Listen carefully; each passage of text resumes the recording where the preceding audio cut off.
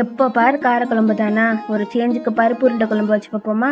மிக்சியில் 1 மணி நேரம் ஊற வச்ச கடலைப்பருப்பு, 2 காஞ்ச மிளகா, 1/4 ஸ்பூன் சீரகம், 1/2 ஸ்பூன் உப்பு சேர்த்து தண்ணி சேர்க்காம நல்லா அரைச்சி வச்சிருங்க. இப்போ அரைச்சி வச்சிருக்க மாவுல பொடியா கட் பண்ண 2 பச்சை மிளகா, 1 வெங்காயம், 1 கப்பு கருவேப்பிலை, 1/2 ஸ்பூன் சீரகம், 1/2 ஸ்பூன் சோம்பு சேர்த்து நல்லா பிரட்டி ஓரமா எடுத்து வச்சிருங்க. அதே மிக்சியில 10 பல்லு தேங்காய், 2 பல்லு பூண்டு, சோம்பு, கொஞ்சம் தண்ணி சேர்த்து பேஸ்டா அரைச்சி இதையும் ஓர எடுத்து வச்சிருங்க. சட்டுன்னு கடாயில நல்லெண்ணெய் சேர்த்து கடுகு, உளுந்து, சோம்பு, வெந்தயம், நறுக்கி வச்ச வெங்காயம், பூண்டு, பச்சை மிளகா, கருவேப்பிலை சேர்த்து ஒரு வதக்கி நறுக்கி வச்ச ஒரு தக்காளியை சேர்த்து நல்லா மசிற அளவுக்கு வதக்கிக்கோங்க. 1/2 ஸ்பூன் மஞ்சத்தூள், 3 ஸ்பூன் குழம்பு மிளகாய் தூள், கொஞ்சமா பெருங்காயம், தேவையான அளவு உப்பு சேர்த்து நல்லா வதக்கிக்கோங்க. வதக்கிற கேப்ல சப்ஸ்கிரைப் பண்ணிடுங்க.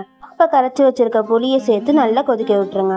குழம்பு நல்லா கொதிச்சு வந்ததும் அரைச்சி வச்சிருக்க தேங்காய் பேஸ்ட் சேர்த்து மறுபடியும் ஒரு கொதி விட்டுருங்க. இப்போ அரைச்சி வச்சிருக்க கடலைப்பருப்பு மாவை சின்ன சின்ன பால்ஸா உருட்டி இதுல சேர்த்துருங்க. கடைசியா கருவேப்பிலையை கசக்கி மேலே தூவி இறக்குனீங்கன்னா சூப்பரான பருப்பு உருண்டை குழம்பு ரெடி. தலைவியை ட்ரை பண்ணி எப்படி இருந்ததுன்னு மறக்காம கமெண்ட் பண்ணுங்க. இல்லைன்னா சாமி கண்ணை குத்திரும் சொல்லிட்டேன்.